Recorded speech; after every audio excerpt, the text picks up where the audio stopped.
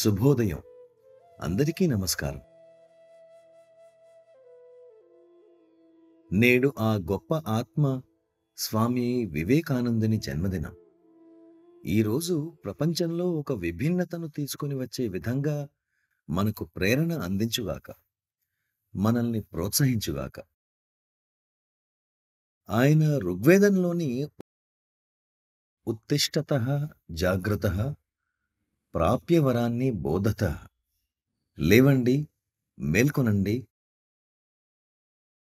గమ్యాన్ని చేరే వరకు విశ్రమించకండి అన్న నినాదాన్ని పదే పదే అంటూ ఉండేవారు. అయితే ఇక్కడ ఆధ్యాత్మికత గురించి చెప్పడం లేదు. ఎందుకంటే ఆధ్యాత్మిక జీవితంలో, ఆధ్యాత్మిక ప్రయాణంలో గమ్యం చేరడం అంటూ ఉండదు. అసలు గమ్యమే ఉండదు.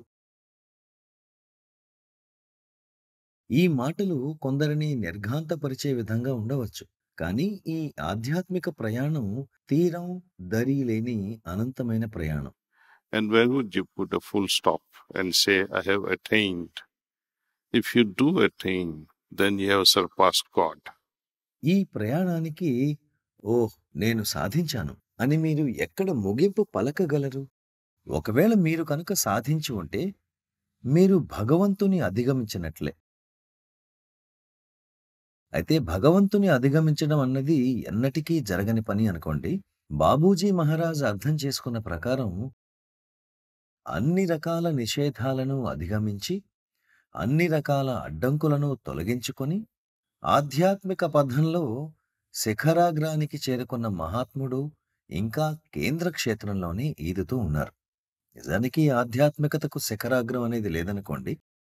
కనుక ఋగ్వేదం నుంచి స్వామి వివేకానంద లేవండి, మేల్కొనండి, లక్ష్యం చేరే వరకు విశ్రమించకండి అని నినదించారంటే ఆయన ఈ ప్రపంచంలోని మీ లక్ష్యం గురించి మాట్లాడుతున్నారు.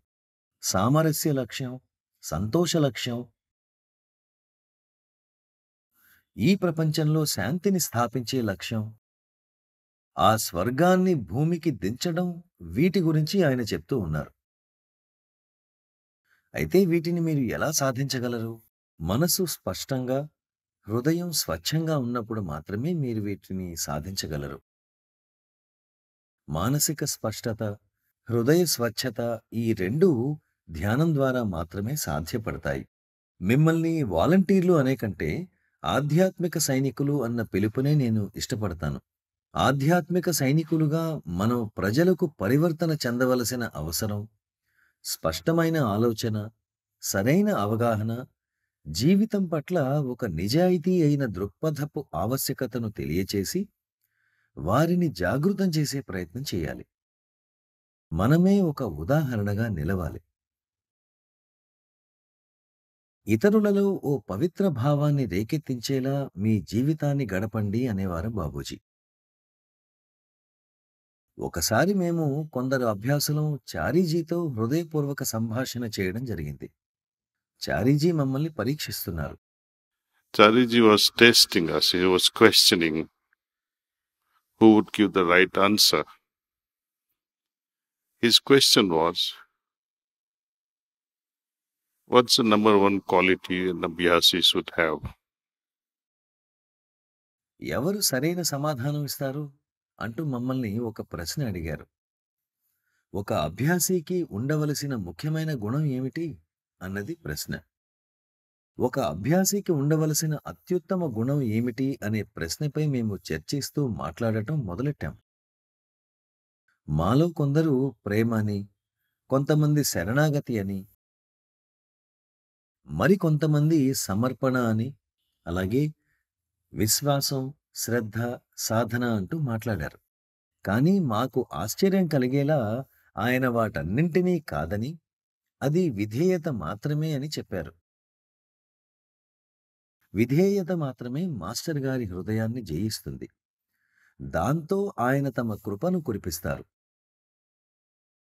విధేయత ఉండడం వల్లనే, అలాగే విధేయత నుండే మనం సాధన చేస్తాం. ఏదో పొందాలని సాధన చేయము. కేవలం మన గురువు గారు చెప్పారని చేస్తాం. నా గురూజీ మహారాజ్ సాధన చేయమని ఆదేశించారని మాత్రమే నేను సాధన చేశాను. కాబట్టి మన జీవితాలలో మనం చేసింది ఏదైనా లేదా చేసినవన్నీ ఈ మనస్సాక్షి నుండే మార్గదర్శనం పొందాలి. వీటన్నింటినీ నేను పూజించే, నేను విధేయతను చూపే ప్రభువు పాదాల వద్ద భక్తితో సమర్పించాలి. విధేయత అనేదే అన్నింటికన్నా ముఖ్యమైన గుణం. ఈ విధేయత వల్లనే ఇతర గుణాలన్నీ వరుసలో అనుసరించబడతాయి. జీవితంలో 3 విషయాలు ఉండాలని ఎవరో సరదాగా చెప్పారు. Someone was jokingly saying, in a life you need 3 things: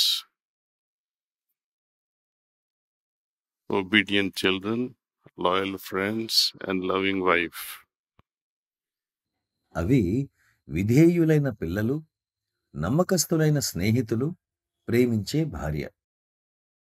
ఈ క్రమాన్ని అటూ ఇటూ మార్చితే చాలా సమస్యలు వస్తాయి. ప్రేమించే స్నేహితులు అంటే నేనేం మాట్లాడుతున్నానో మీకు తెలుసు.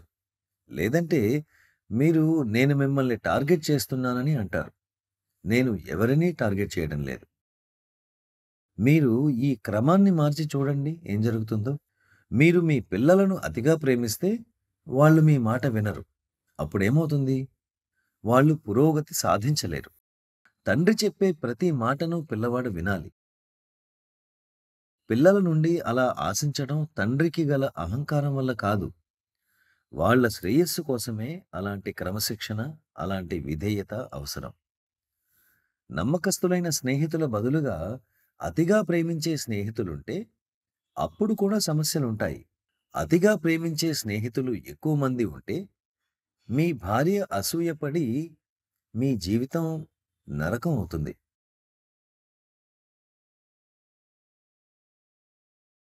అదలా కొనసాగుతూ ఉంటుంది. మాస్టర్స్ పరీక్షించరు. భౌతిక జీవితంలో వాళ్ళు పరీక్షలు నిర్వహించరు. They don't take our exams in worldly life. But certainly there is nature that tests you out, checks you out whether you are fit for the next level or not. కానీ తప్పకుండా ప్రకృతి అనేది మనల్ని పరీక్షిస్తుంది. మనం తర్వాతి స్థాయికి తగిన వారమా కాదా అనేది నిర్ణయిస్తుంది. మీ అందరికీ తెలిసినట్లుగా బాబూజీ మహారాజ్కు ఒక ఆధ్యాత్మిక హోదాను ఇచ్చే ముందు ఆయన ఎన్నోసార్లు పరీక్షింపబడ్డారు. అంతిమ పరీక్షలలో ఒకటి రాధామాతచే చేయబడింది. ఆమె బాబూజీని ఎటువంటి పరిస్థితిలో పెట్టిందంటే, అయినప్పటికీ బాబూజీ ఆ పరీక్షలో విజయం సాధించారు. బహుశా మీ అందరికీ ఆ పరీక్ష తెలుసు అనుకుంటాను. ఆమె బ్రైటర్ వరల్డ్ అంటే దివ్యలోకం నుండి తన మనసులోని కొన్ని పదాలను ఉచ్చరించారు. మీరిది ఊహించగలరా?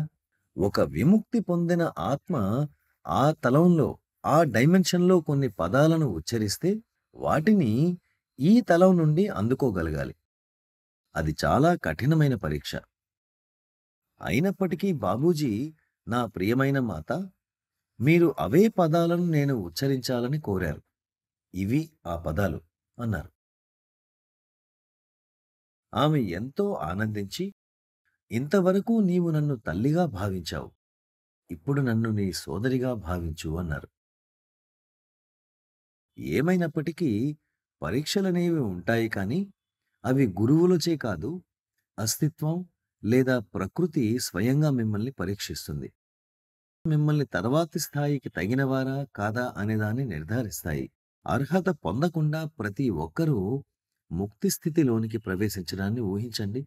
కానీ ఎవరు మీ అర్హతను నిర్ణయిస్తారు? మీరు కాక మరింకెవరూ కాదు. మీ ప్రకంపనా స్థితి తరువాతి తలం యొక్క ప్రకంపనా స్థితికి సరిపోవాలి. లేనట్లయితే మీరు తిరస్కరించబడతారు.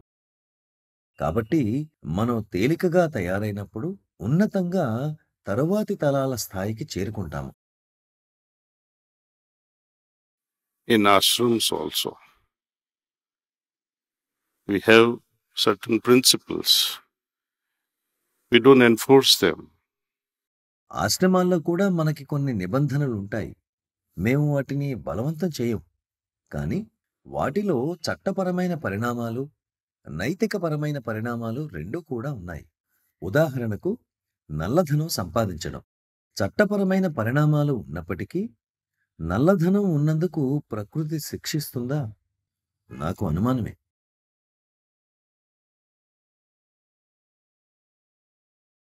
కొన్ని పనులను ఒక నిర్దిష్ట మార్గంలో చేయమని, కొన్ని నియమాలను పాటించమని ఎందరో అభ్యాసులను మేము అభ్యర్థించాల్సి వస్తోంది. ఈ కాన్హా గ్రామంలో సామరస్యపూర్వక, శ్రేష్టమైన జీవితాన్ని గడపడానికి కొన్ని నిబంధనలను అనుసరించమని, కొన్ని నియమాలను ప్రోత్సహిస్తూ మేము వాటిని పాటించమని చెప్తాము. మీరు వాటిని పాటించకపోతే ఎలా? మీరు తదుపరి ఆధ్యాత్మిక దశలకు అర్హత పొందగలరా? మీరు అవిధేయతను చూపితే మీకు లభించే తదుపరి ఆధ్యాత్మిక బహుమతులు పొందకుండా మిమ్మల్ని మీరు శిక్షించుకున్నట్లే. చారీజీ మహారాజ్కి ఎదురైన కఠిన పరీక్ష ఒకటి మీకు తెలుసా? మీలో చాలా మందికి తెలియదు. కానీ 2010వ సంవత్సరంలోనూ 2011లోనూ దానికి సంబంధించిన సందేశం ఒకటి ఉంది.